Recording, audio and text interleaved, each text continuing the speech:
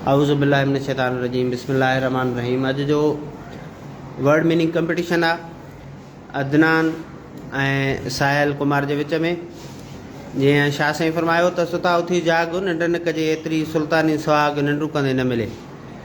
अॼु ॿार पंहिंजे क्लास जी जेकी पढ़ाई थिए थी 4th क्लास में हुन जा जेके वर्ड आहिनि उन वुकेब जो हिकिड़ो कंपटीशन रखियो अथसीं ॿिनि ॿारनि जे विच में।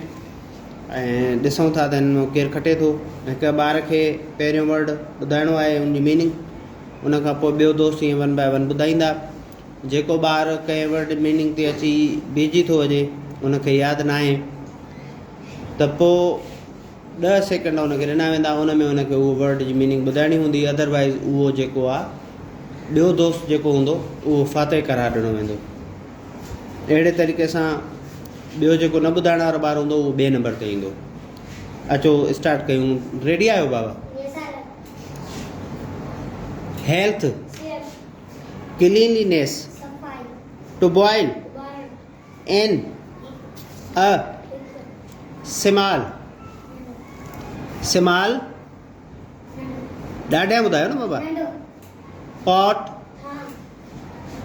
Cupboard, to fill, to put, egg, fish, water, be careful. Be careful माना ख्याल करणु, होशियार रहणु, ख्याल कजां न, ठीकु आहे। It,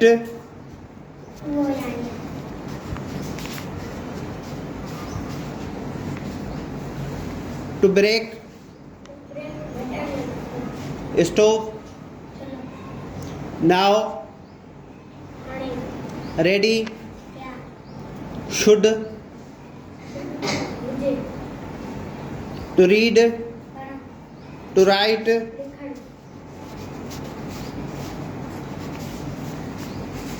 two sick, together, fever, to talk,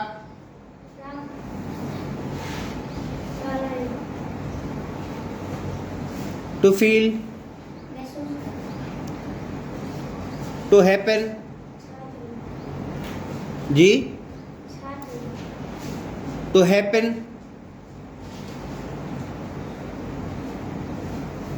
मां वाट हैपन नथो पुछां।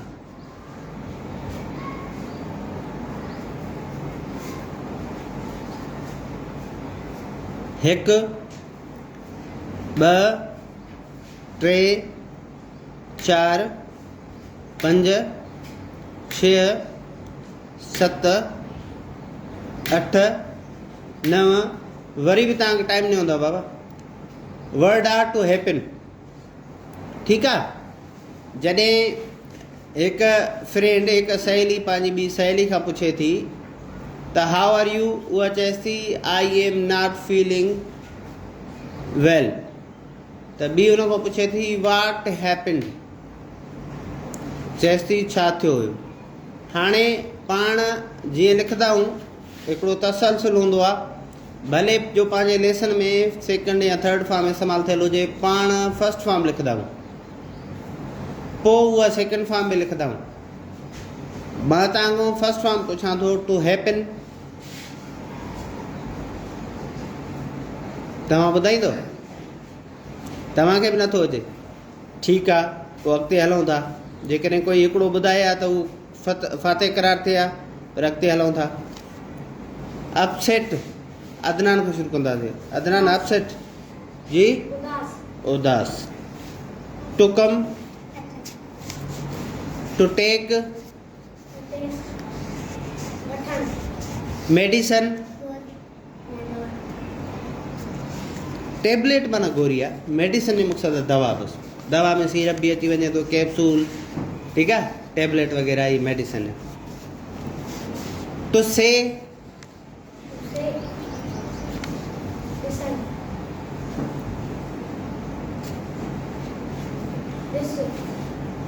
तो सी नथो चवां बाबा, तो से चवंदो। Set ji first form I है।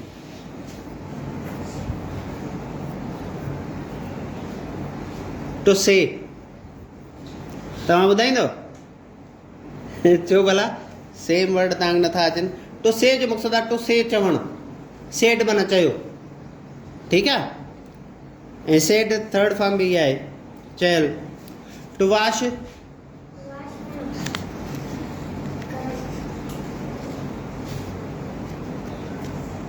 डॉक्टर हुनखे सजेस्ट कयो हुयो न त must wash your hands before eating food हा हा वॉश माना धोइणु वेरी गुड किलियूं ॾियूं था पोइ ॿुधायो था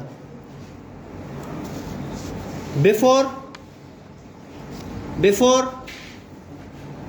before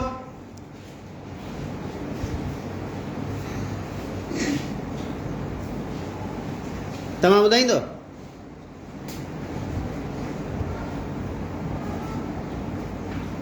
before eating food you must wash your hands जी अॻ में ॾिसो हाणे तव्हां किलियूं ॾियूं था पोइ था ॿुधायो आफ्टर बिफोर जो ऑपोज़िट आहे हिकु ॿ टे चारि पंज मां सां तव्हां पढ़ो 6 7 8 9 ॿुधाईंदो 10 अदनान फातेह करार अदनान पहिरियों नंबर ऐं साहिल ॿियो नंबर ॿिन्हिनि जे लाइ क्लैपिंग कयो अदनान जे लाइ स्पेशल